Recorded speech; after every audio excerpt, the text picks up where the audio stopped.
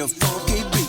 Like the barber of Seville. Got that beat, got that cut. Satisfaction guaranteed. Put it on, turn it up. Radio Cobra Detroit, the Midnight Funk Revisited. I'm Jamie Flanagan. And I'm Jimmy V. Jimmy, man, it's you are my aficionado on funk. It is been having a ton of fun playing the funk every night on Radio Cobra Detroit. It's fun. It's fun all the way through. I mean, it doesn't stop. And last about a year and a half ago, you were like, oh, I got a couple new tracks we got to add. Yeah. And I'm like, all right, what is it? He goes, Andre Cymone came out with some new shit. And I'm like, get out. I'm like, all right, let's fire that up. Yeah. And he's been busy. So not just that, it was Funk is Alive and Hot Funk in the Summertime. Yeah, we're playing those two.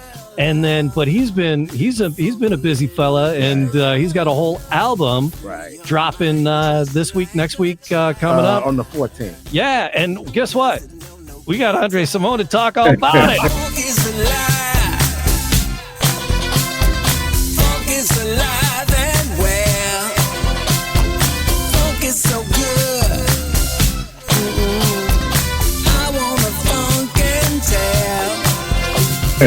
Hey, the funk is alive, man. Yes, funk is alive. I was loving that track. Thank you so much. Thank you. Yeah, had a lot of fun making that. Had a lot of fun. Hot Funk in the Summertime. Yeah, and it's been good stuff. And we're going to talk about the new music. But before we do that, I wanted to hit the rewind and go all the way back. What was the first time you ever picked up an instrument? What was it? The first time I ever picked up an instrument was probably a harmonica, but my father's bass was really the main thing because my dad was a jazz bass player. So he had an upright bass. I learned how to play it. I played everything. We was broke. We was living in a project. So but I'm the youngest of 6, so we had a huge record collection. I learned all the bass parts in the record collection from James Brown to the Righteous Brothers, to Lou Rawls, to you name it, to Frank Sinatra. I learned all. And then I got bored with learning bass parts and started learning horn solos and sax solos on the bass. So yeah. So how many different instruments do you play? Pretty much everything. I started playing horns, sax, trumpet, that kind of stuff, tuba, everything, trombone. And then obviously I played my dad's bass was first, but. So horns I played, and then I got into guitar and keyboards. Actually keyboards because I had an aunt that taught me how to. Well, she gave me 2 lessons and then she passed away. So I didn't, it was really kind of sad because I started thinking, there was something with the keyboard or something because she was into classical stuff. So anyway, but then guitar. I had a cousin that had a guitar and he couldn't play it. But he got it for Christmas, and he didn't. He was just beating on it and using it as a fly swatter or something. So I was like, if you don't want that, and so he finally just let me have it. Yeah. Right so, but all that stuff, back when I was like a little kid, I don't know, 8, 9, something like that. And then the 70s and 80s happened. 70s, 80s. Well, we finally got up out of the projects. So. And that was a thing. Holy smokes. But then mid 80s, you're off doing your own thing again. Right. So, but decidedly that Minneapolis sound, you are that Minneapolis sound. I mean, you're right in that groove, right in that pocket, the funk, but you departed. You went, a couple of your albums were kind of rock. You rocked it up a little bit there, right? Your Captain America rock for a little bit. That's Jimmy's tag. Yeah. So, you know what it is. I'm a musical artist. It's just what it is, and I like to because I play a lot of stuff. Everything from classical to jazz to funk to R&B to trap. I can do all of that stuff. To house, to trip hop. I can do all of that stuff, and easy like I breathe kind of thing. And I enjoy it because I just like when I hear something I'm inspired, or if I see something I'm inspired, I just get into it. And and right now I'm into funk. I did the rock things because I wanted to do rock. It's like at the time there was nobody really doing that.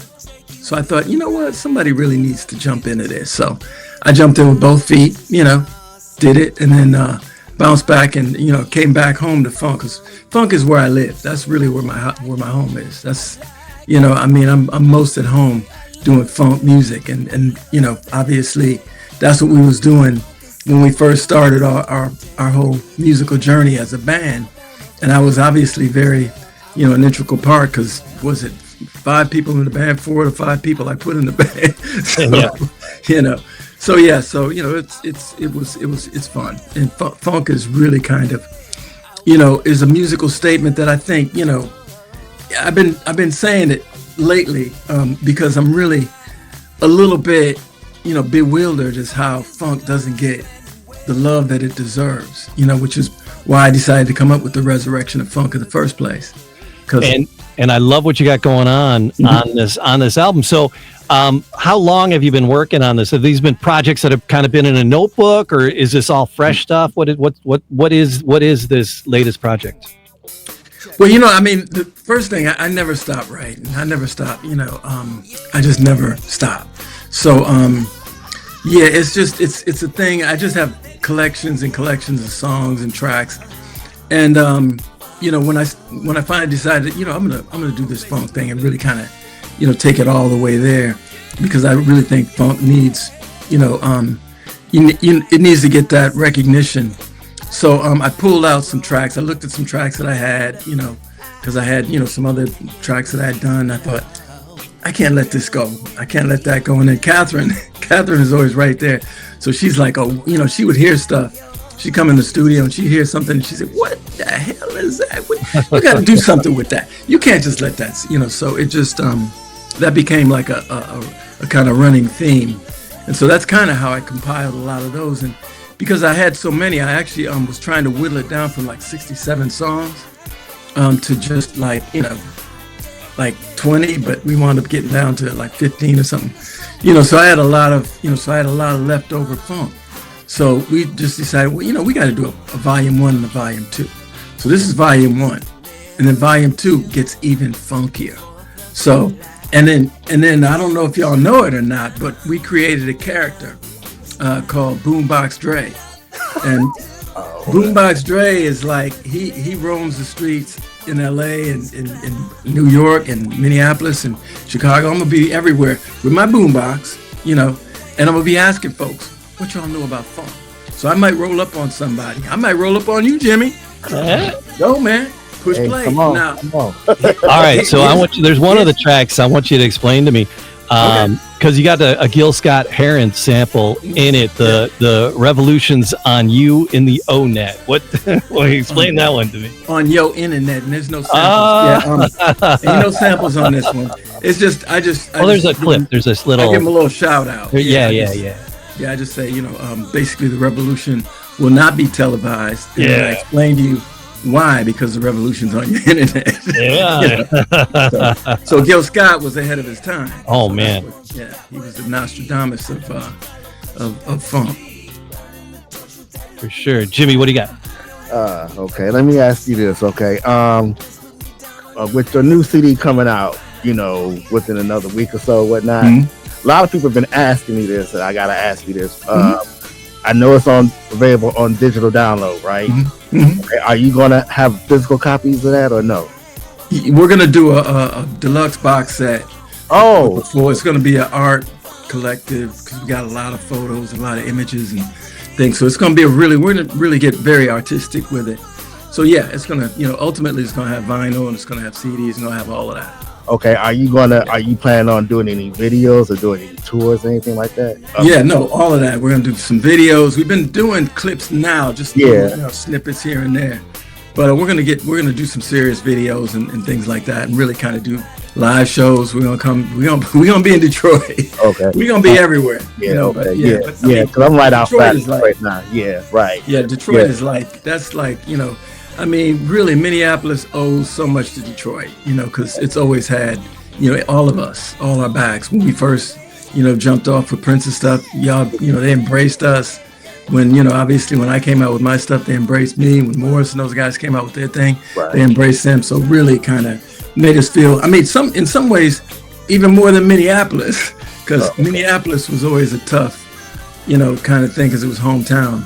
But, Okay. It's all good. I ain't mad at him. Yeah. Okay. All right. I hear you. So let me ask you this though too. Okay. What's an average day? And let me. I'm gonna have to separate the two. I'm gonna use this and everything, whatever. So don't get offended. What's a regular day? Compare a regular day for Andre Cymone as compared to Andre Anderson. Ooh, that's a good question. Because it's almost like Batman and Bruce Wayne, or or Superman and Clark Kent. Because I am a family man. I got kids and I love my kids, and Right. we have a lot of fun, and they mess with me a lot because it's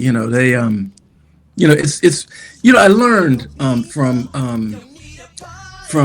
I guess when I first started, just because I guess for a certain period of time I was probably what you would consider the epitome of a rock star. It's like the limos and the whole thing, and living in a penthouse and all of that kind of stuff, and it's just all of that, and when I would pull, I would go up to my kids' school and I'd pull up in a limo and they just take them out of school and just it's a holiday because Dad's here and we're gonna go to the amusement park. And then I realized that's not how you do it. Your kids, you got to raise your kids and you got to be there. And so, so I decided that's part of the reason why I stepped away from the music business for a while because, I had more kids and I said, you know what, I just want to be a dad because I didn't feel like I had done a good enough job with my older kids. So I said, I'm just going to take a break because, the music business at that particular time was really demanding because I was touring, I was producing, I was in the studio 24 hours. I was getting up at crack of noon, going to bed at 3 a.m. It's just a crazy lifestyle, and and everything, and you got managers, you got agents, you got financial managers, and it's like everything, and everywhere I go, everything you do is like every time. So, oh, Mrs. Cymone, that'll be $3,000. I'm like, but it's just a hamburger. Damn. It's like, yeah, I know, but you're Andre Cymone, so it's $3,000 hamburger. So it's just everything just became. So I just said, so I learned to separate myself from Andre Anderson and Andre Cymone, and two different people. And Andre Cymone gets to have fun. I get to make music and be an artist. And Andre Anderson gets to have fun too, but I get to be sort of, I don't have to pay $3,000 for a hamburger. But the outfits are just nowhere near as cool. No, thank you. Although, I mean, to be honest with you, I still pretty much am always, rocking the same vibe. But, every now and again, it gets a little interesting at school because the teachers look at like, and so I'm like, so I had to tone it because I didn't want to, bring all of that into school, and, teachers asking, well, your dad, why does he looks like he just stepped off of a stage? And I'm like, well, so I just decided, well, let me step back on that a little bit. So, yeah. Okay. Yeah, because what I do is nowadays or whatnot, since the last time we talked, I do the Radio Cobra. I do a program called the Midnight Funk Revisited. Now, you remember the Electrifying Mojo? I know you do. Yeah. Okay, I do that. I do that in the tradition that he did or whatever. So when I first got on there, which was like 2 years ago, back last month was 2 years. So with that being said, a lot of some of your songs is on there, like Kelly's Eyes, You Want to Dance, okay, Dance, that's what that that kind of stuff. So we did, we put pop funk in the summertime, and funk a lot. So what we wanted when the new CD comes out, we want to showcase the whole thing, if that's okay with you. That'd be fun. So basically, I did a thing for Prince because it was his birthday back in June, and then I did one for the Associated Artists of Prince, which includes you, Morris Day, Jesse Johnson, stuff like that. So we kind of want to, since your album is funk, we want to showcase that, dissect it, all the other stuff, and let people know that it's out. From what I heard, that the pre-orders are already out. Some people did pre-orders, but some people were asking about physical copies. So I say, well, we'll see what we can dig up as far as asking you and everything and whatnot. So Yeah. But it's good to see you back on the scene for funk and everything and whatnot. Now, another thing, what I was told too, now this is like, since, back in the day, you was known as the man of the future, and, with the AI stuff going on with the computers, with social media and all that, are you planning on doing an acoustic version of some of the songs that you had back in the day? Not right now. I mean, right now I'm just doing funk. I'm just concentrating on staying funky, being funky, and I mean, I'm gonna do, believe it or not, like, I write a lot of music, man. I got a lot of different kind of genres. I believe you. And so I have, acoustic versions of songs, because I went into a whole, another world of music when it came to some acoustic stuff. It's kind of in the vein of Joni Mitchell and all that kind of stuff. And then I, also went into a whole vein of music that's kind of in the vein of, early Stevie Wonder. And so I just do a lot of stuff, because I just, I love to create. I love to make music, and I love to, take it in different areas. Because, I mean, I'm an artist. Like I said, I'm a musical artist. And so it's like painting with instruments is what I like to do. Coloring and sound and all that kind of stuff it's really fun for me. So do you plan on like doing any groups or anything like that, side projects like you used to do back in the day, like the girls, well, right now I really want to focus on, because I've really kind of, I did funk, for a lot of other people, and never did it for me. I stepped back because a lot of people don't know how Prince's whole thing jumped off. I was a little bit more involved than people even know. But I took a back seat in that, and I've always kind of taken a back seat and kind of let other people go first. And I mean, I'm not sure if that was right in retrospect, if that really served me so well.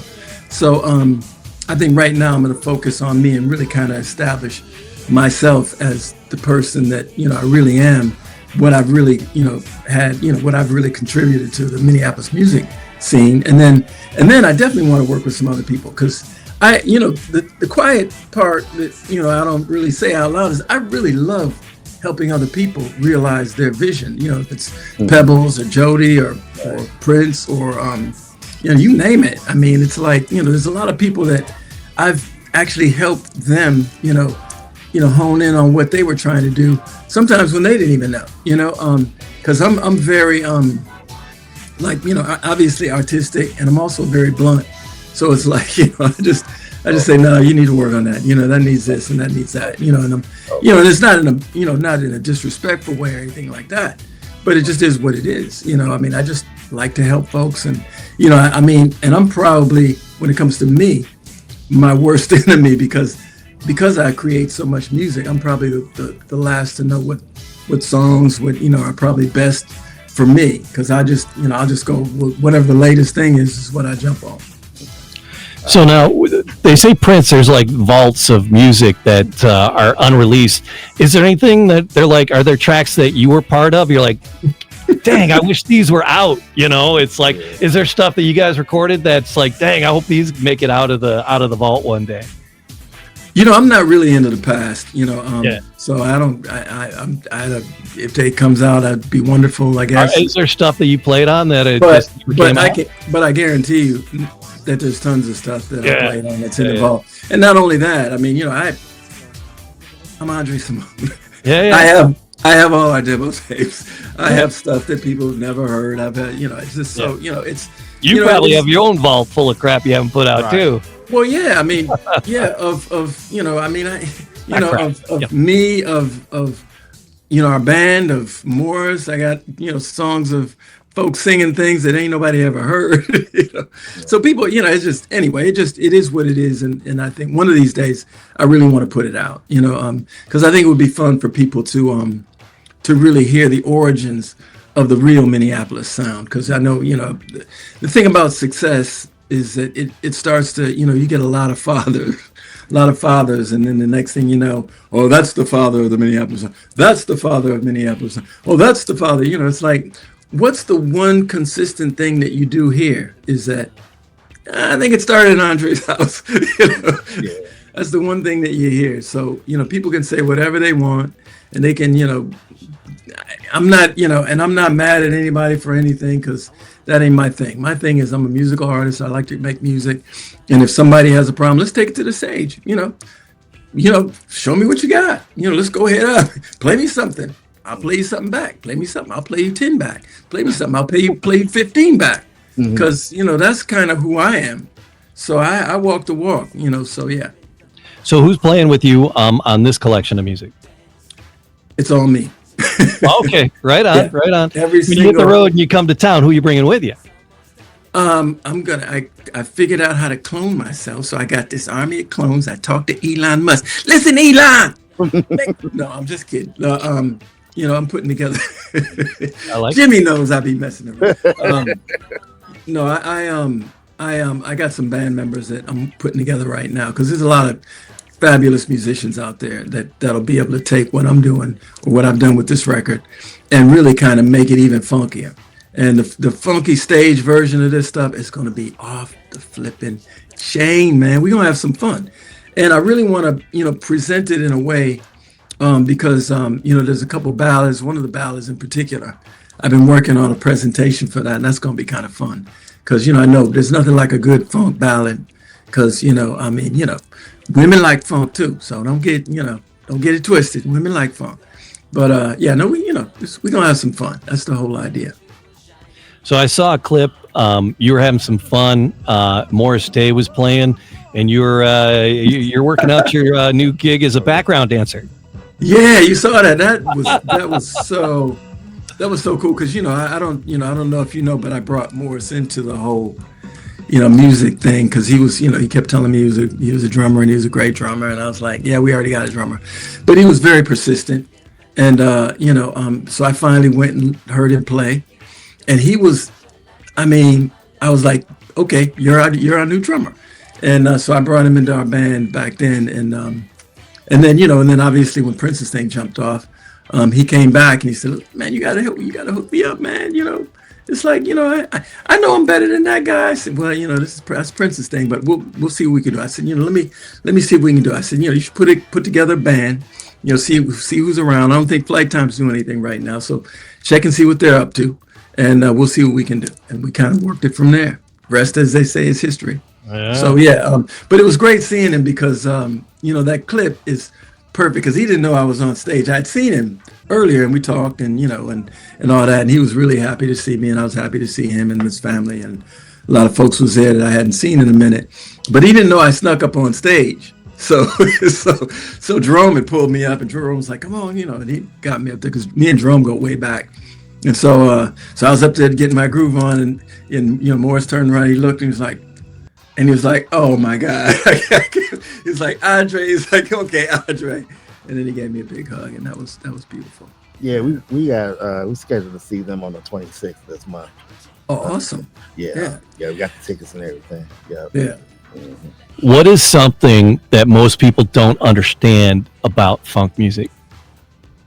Well, what people don't understand about funk music, the one thing that people don't understand is if you're talking about the actual, what makes funk music really funky, is the syncopation. I don't think people understand that, and I probably shouldn't be telling them that, so just erase that from your brain. But, if you really think about James Brown or Sly or Funkadelic, listen to the syncopation. Listen to how the instruments play off of each other. It's almost like a weird machine, that.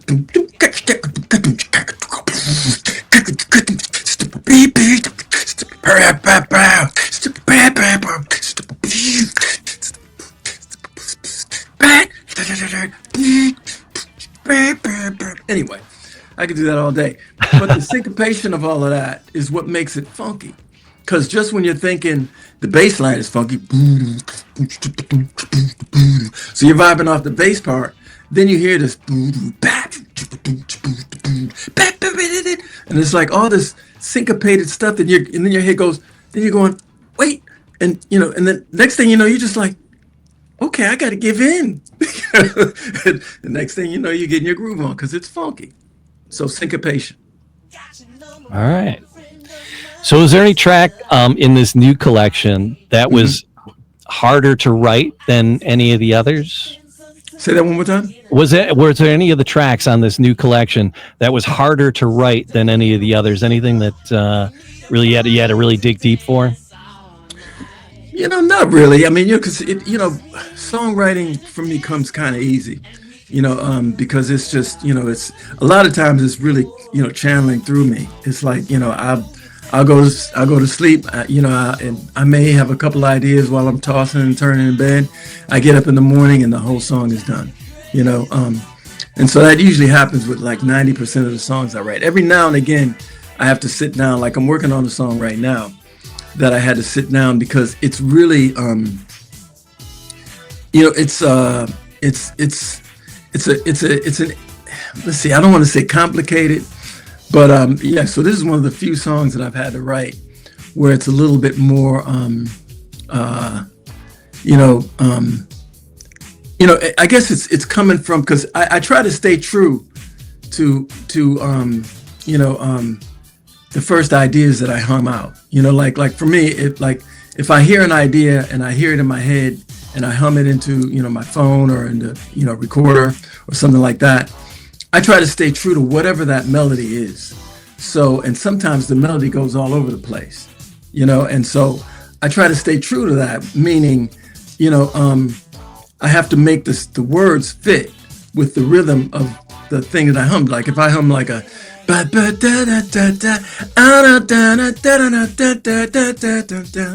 it's like, I just wanna bang on somebody on bum bum.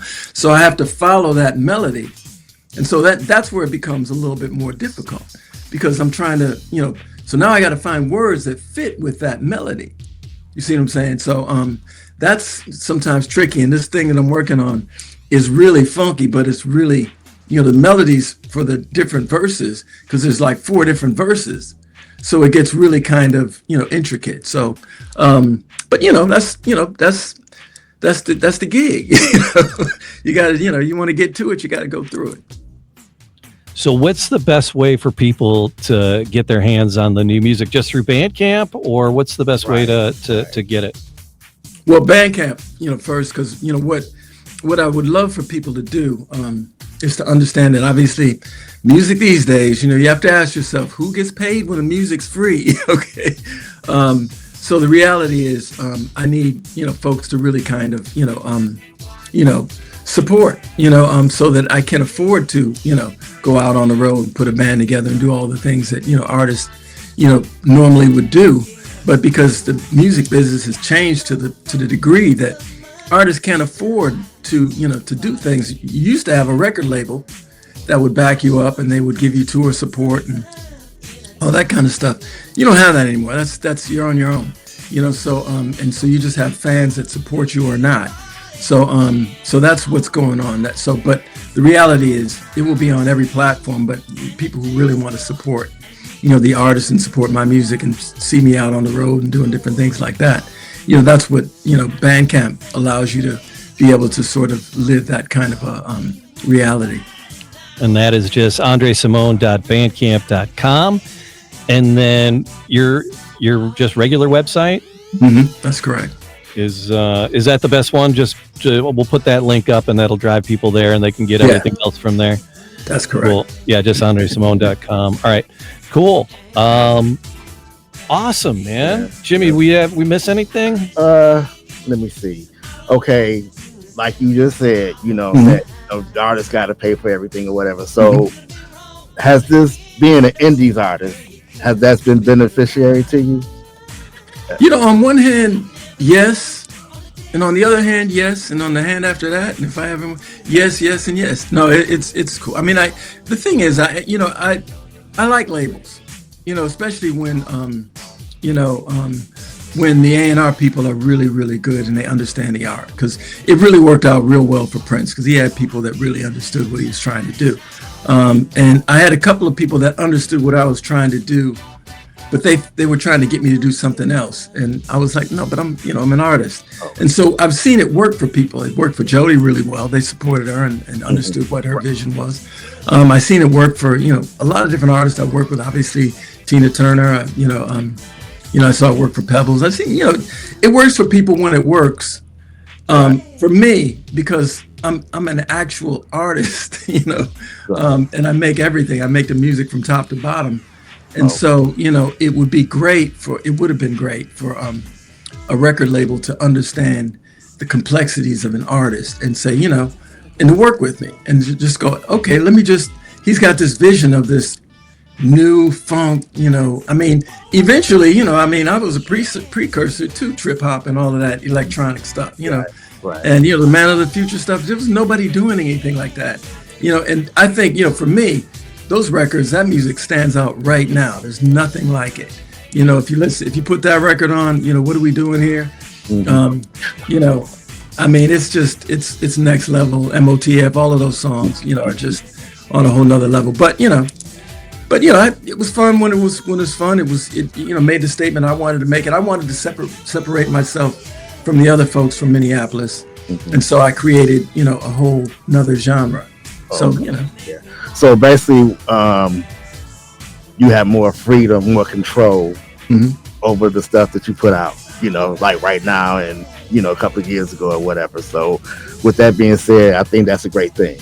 Yeah. Well, I get on top of being able to control my music. Right. We also get to control, the marketing aspect, because the thing is that, record labels, have a way they want to market your record and who they want to market it to and all that kind of stuff. And, they may or may not say, it's beneficial to talk to these folks or beneficial. I think, I want to talk to people that really resonate to what I'm trying to do. And so that's why, I love talking to y'all, because where I'm coming from, what, kind of music I'm trying to do. And, you've given me a platform to be able to, to talk to people and let people know we got this project out here. Yeah. And I appreciate it. I really do. No problem. Thank you, man. Yeah. Thanks for spending some time. We're time zones, and but we're here, and we're glad we had this conversation, man. Absolutely. And when you come to town, we'll be there for sure. We'll let people know, and we'll get the word out. So let us know as soon as you got a tour schedule. Yeah, when you get the CD out, when it's ready, whatever, we'll showcase it on our show. Sounds good, definitely. All right. So.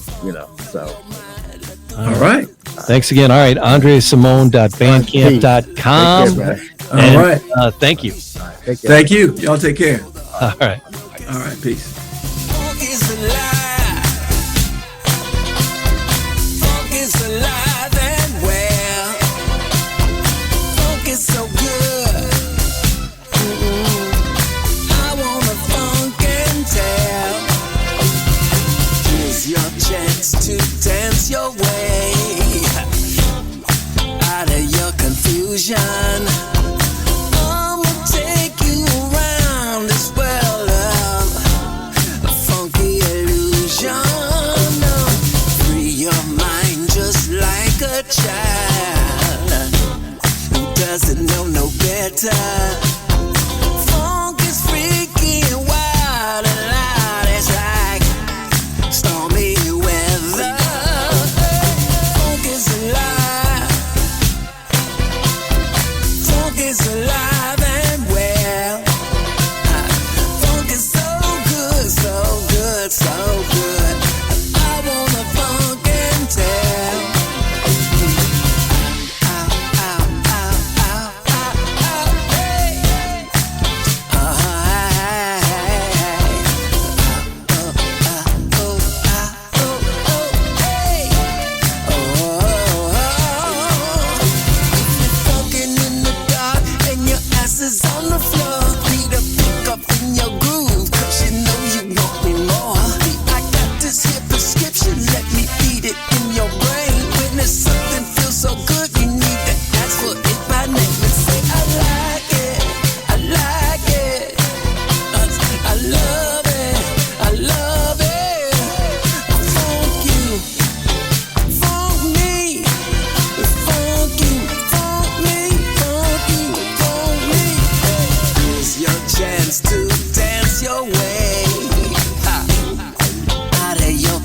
addiction.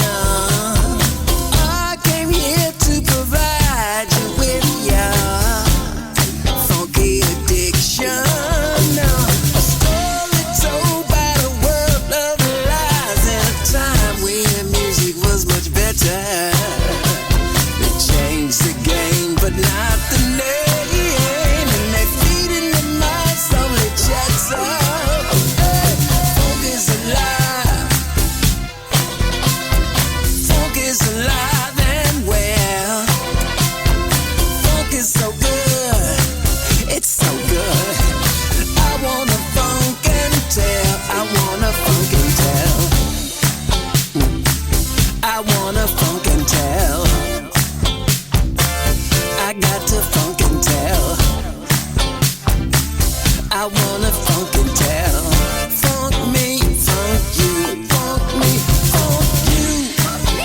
Funk me, funk you. You funk with me, I funk with you. You funk with me, I funk with you. You funk with me, I funk with you. You funk with me, I funk with you. If you hear any noise, it's just me and the boy.